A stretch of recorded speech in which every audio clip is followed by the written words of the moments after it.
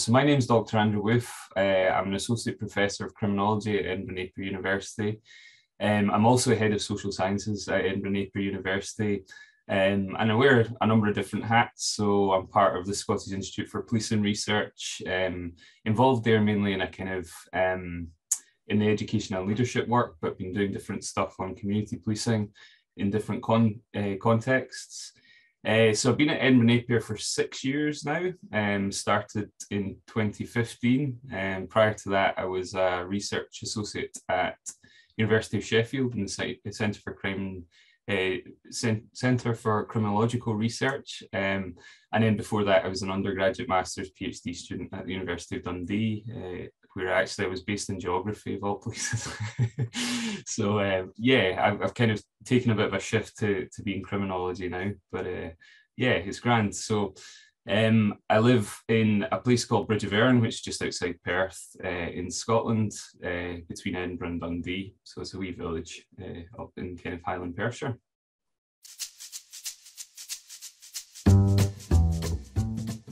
Yeah, sort of. I have a toddler, so a lot of what I've been reading recently revolves around Peppa Pig and Julia Donaldson, and The Snail and the Whale, which is a current favourite. But yeah, so a lot of my reading time is kind of taken up with that that stuff. But when I'm not kind of reading to the toddler, yeah, I enjoy kind of basically slightly kind of trashy crime novels. I enjoy Val McDermid's work.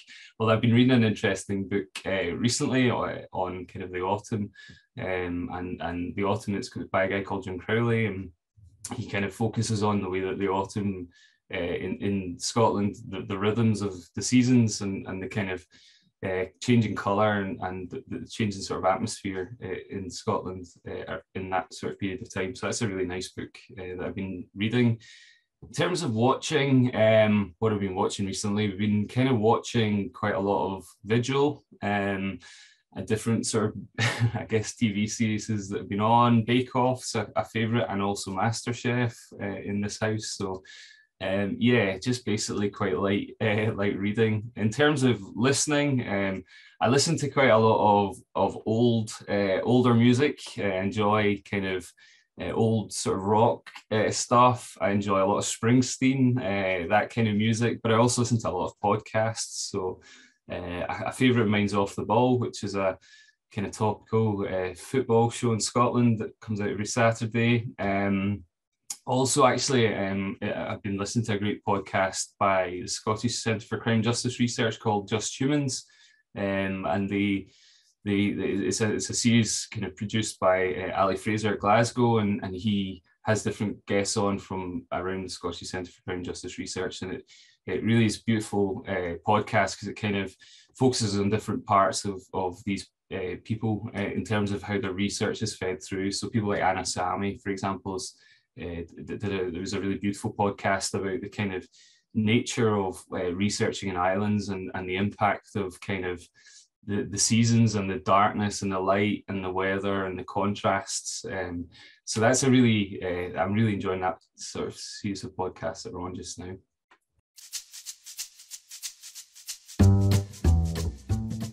I think I got into kind of rural criminology, I guess, because I grew up in a rural community. I grew up in a place called Stranraer, which is in southwest Scotland, and it's kind of a large town, but it's 80 miles from Glasgow, and it's 80 miles from Dumfries, which is another kind of large town.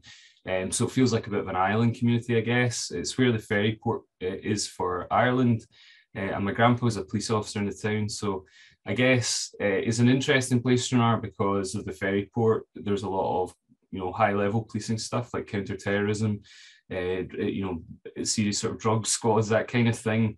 But at the same time, it's a remote, rural kind of town with all that entails. So I guess I don't think it immediately struck me that growing up in that place, the community, etc., the impact that has in your life. But as I did my geography degree and then my master's and then my PhD looked at rural policing, or the rural policing of antisocial behaviour in Scotland. And I really kind of got interested and intrigued by, I guess, how life in rural communities is different in some ways, but also very similar to other parts of the country, but also how that kind of translates into control and policing and informal mechanisms of control, and also the sort of endemic deprivation in some of these rural places that isn't always the sort of deprivation that we talk about at a national level. So, you know, the deprivation of, for example, internet services or deprivation of transport connection, and these kind of deprivations that can really impact on young people's lives and impact on people's lives, and the way that then partnerships form at that kind of local level. So I guess that's kind of where my interests have emerged from.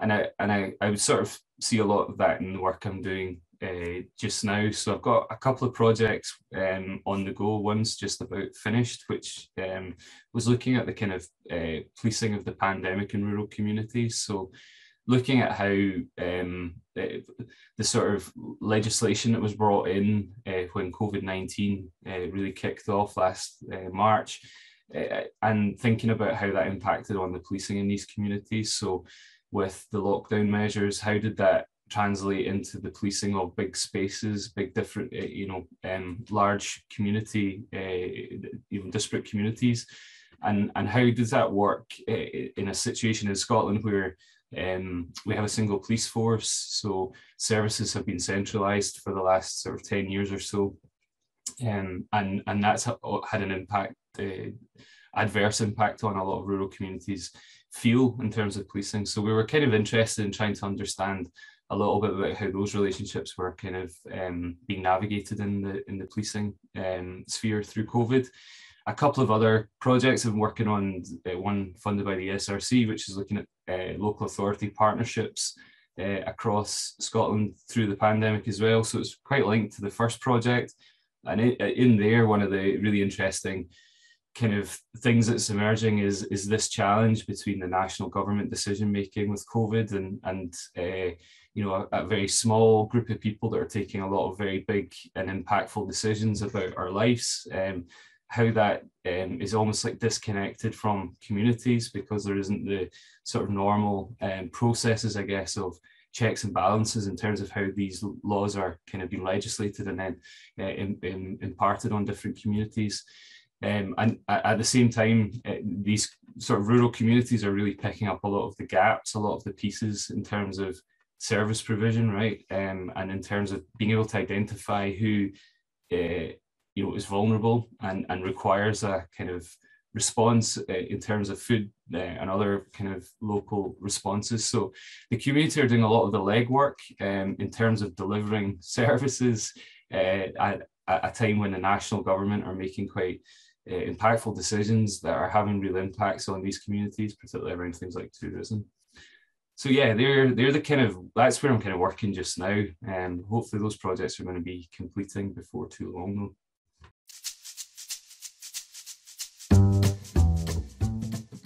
Yeah, so I think I would pick up on what I've just been talking about, which is I think there's a real issue around, or not a real issue, I think there's going to be an emerging issue around the impact of the pandemic on rural communities.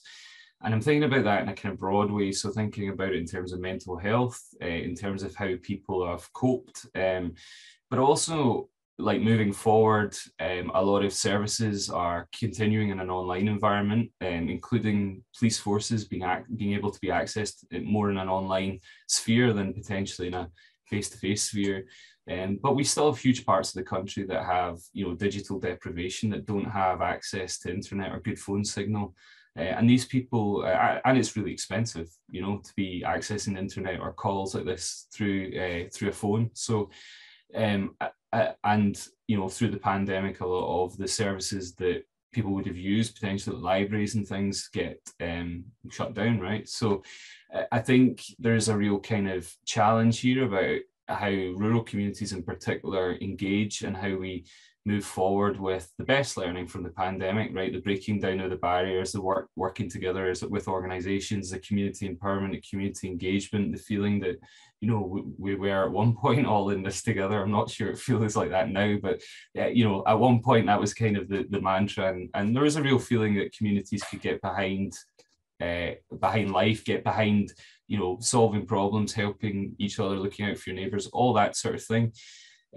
Which I think, you know, that was the sort of positive part of the pandemic. But, you know, moving forward, now we're 20 months into it, people are tired, people are suffering physical and mental health you know, impacts. People have lost jobs, people have lost friends and family, have lost time with friends and family, are struggling to kind of plan. And I think all that stuff really is an impact on people's mental health. And there's a lot of work in urban communities, I think, and resources for urban communities, but increasingly feel that rural communities are neglected, both in the conversations around this, but also in the service provision. And I think we need to think a lot more carefully about this kind of centralisation of services, which, yes, maybe at one level, you know, and a financial level makes sense, to have one single police force and, you know, a few administrative hubs. But from a practical level and a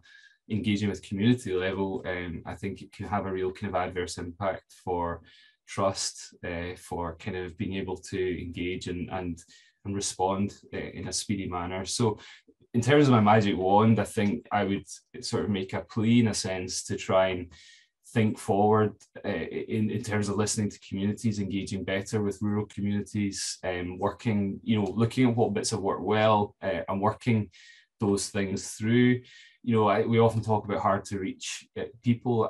I think I would flip that kind of around and say, actually, it's maybe not people that are hard to reach, but actually the mechanisms and the way that we try and reach the so-called hard to reach, maybe we're doing that wrong. And so actually we need to be thinking in a more kind of dynamic way about service provision again, I think, in rural communities, and improving infrastructure as well as community engagement in these places.